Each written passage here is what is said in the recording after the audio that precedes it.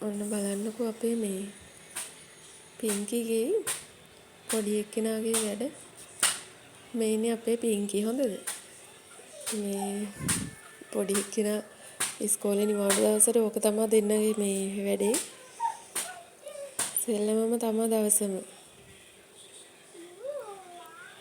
මම දැන් මේ උයන ගමන් කිව්වා චුට්ටක් සෙල්ලම් කරන්න ඇඟ හොදන්න ඕනේ හවස් වෙන්න කලින් කියලා.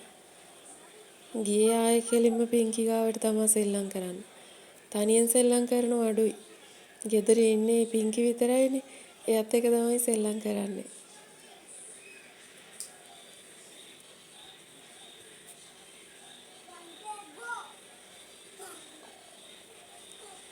එයාට කොච්චර කරදර කරත් මේ රිදෙන්න හපන්නේ ඒ වුණාට ඉන්නම දෙන්නේ නැතුව වද දෙනවා නම් මේ හපන්න පයින්නවා හයියෙන් කෑ ගහගෙන.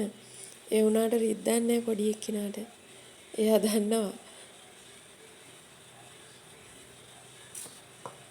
ඇයි ඈ මොකද බල කෑවද දැක්ක නේද?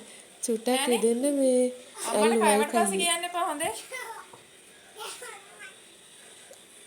ඒ කියලා නිකන් ඉන්නේ ඒත් ඒ බල්ලා ගාවටම තමා ගිහින් වද දෙන්නේ.